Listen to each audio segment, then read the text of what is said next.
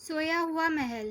ایک دفعہ کا ذکر ہے کہ کسی ملک میں ایک بادشاہ اور ملکہ رہتے تھے۔ وہ دونوں بہت ہی نیک تھے اور اپنی رعایا کا ہر طرح کا خیال رکھتے تھے۔ رعایا بھی اپنے بادشاہ اور ملکہ سے بہت خوش تھی۔ بادشاہ کو صرف ایک ہی غم تھا جسے یاد کر کے وہ اکثر اداس ہو جاتا تھا، وہ یہ کہ بادشاہ کی کوئی اولاد نہ تھی۔ ایک دن اس ملک میں ایک نجومی آیا۔ اس نے بادشاہ کو خوشخبری سنائی کہ بہت جلد اللہ تعالیٰ اس کو ایک خوبصورت بیٹی دے گا۔ یہ سن کر بادشاہ بہت خوش ہوا۔ اس بات کو تھوڑا عرصہ گزرا تھا کہ ملکہ اور بادشاہ ایک خوبصورت بیٹی کے ماں باپ بن گئے۔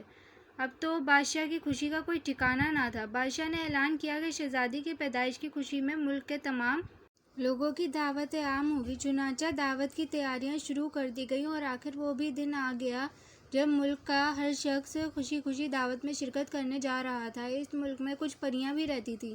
بادشاہ کے کہنے پر ان پریوں کو بھی بطور خاص مدعو کیا گیا تھا۔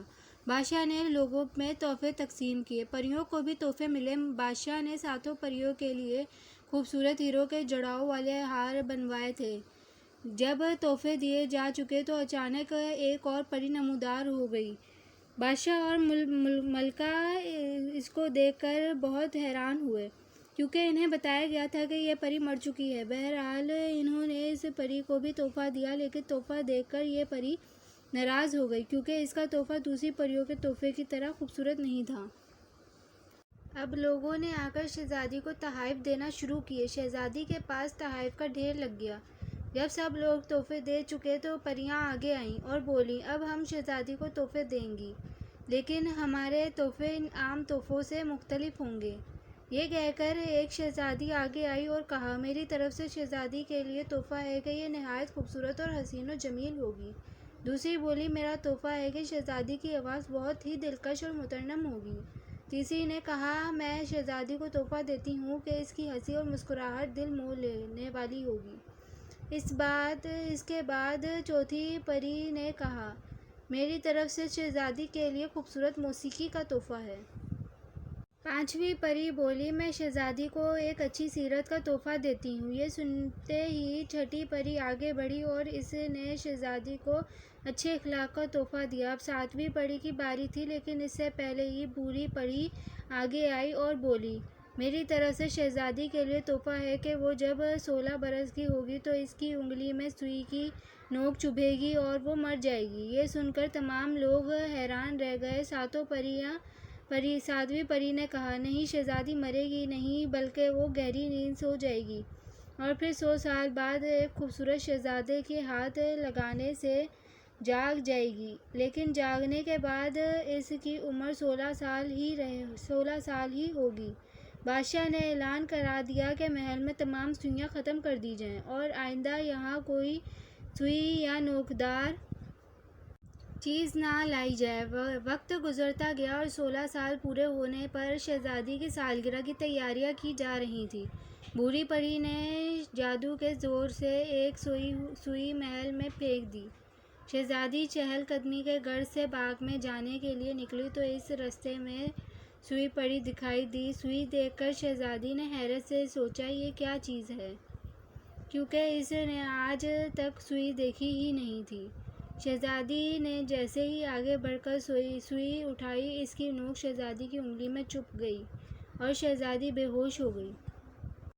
شہزادی کی حالت دیکھ کر ملکہ اور بادشاہ فکر مند ہو گئے۔ اتنے میں ساتویں پری آئی اور اس نے کہا، میں اس جادوئی نیند کو 100 سال سے پہلے ختم نہیں کر سکتی، البتہ آپ فکر مند نہ ہو، میں سب کو شہزادی کی طرح سلا دیتی ہوں تاکہ شہزادی بیدار ہونے کے بعد اپنے آپ کو اس وقت کے لوگوں میں اجنبی محسوس نہ کرے اور آپ لوگوں کو بھی شہزادی کی دیکھ بھال کی فکر نہ رہے۔ شہزادی کو اٹھا کر اس کے خوبصورت بیڈ پر لٹا دیا گیا۔ اس کے بعد پری نے جادو کیا، فوراً ہی تمام جاندار گہری نیند سو گئے، یہاں تک کہ شہزادی کے کمرے میں موجود بلی بھی سو گئی۔ محل کے باہر چاروں طرف خاردار جھاڑیاں لگائیں تاکہ کوئی درندہ اندر نہ گھس سکے۔ موجود جو بھی محل میں جانے کی کوشش کرتا، خاردار جھاڑیاں اس کا راستہ روک لیتی۔ 100 سال کا عرصہ گزر گیا۔ ایک روز اس محل کے قریب جنگل میں ایک شہزادہ شکار کی غرض سے آیا۔ اس نے دور سے خاردار جھاڑیوں کے اندر ایک محل دیکھا تو لوگوں سے پوچھا، یہ کس کا محل ہے؟ یہاں کون رہتا ہے؟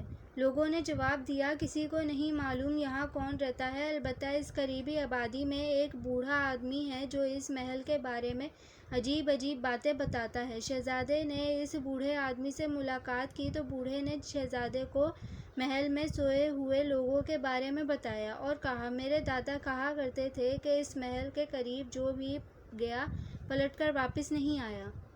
یہ سن کر شہزادے نے کہا، میں ابھی اور اسی وقت محل میں جاؤں گا اور اس خوبصورت شہزادی کو جگانے کی کوشش کروں گا۔ یہ کہہ کر شہزادہ محل کی طرف روانہ ہو گیا۔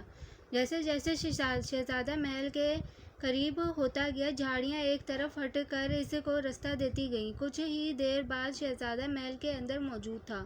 اس نے دیکھا محل میں موجود ہر کوئی اپنی جگہ سو رہا ہے۔ شہزادہ تلاش کرتے کرتے آخرکار شہزادی کے کمرے میں پہنچ گیا اور پھر شہزادے کا ہاتھ لگتے ہی شہزادی اٹھ بیٹھی۔ اس کے ساتھ ہی جادو ختم ہو گیا اور محل کے تمام افراد جاگ گئے اور بلی جو شہزادی کے کمرے میں ہی سو رہی تھی وہ بھی میاؤں میاؤں کرتی اٹھ کر بھاگ گئی۔ ملکہ اور بادشاہ نے شہزادے کے ساتھ شہزادی کی شادی کر دی اور وہ ہنسی خوشی رہنے لگے۔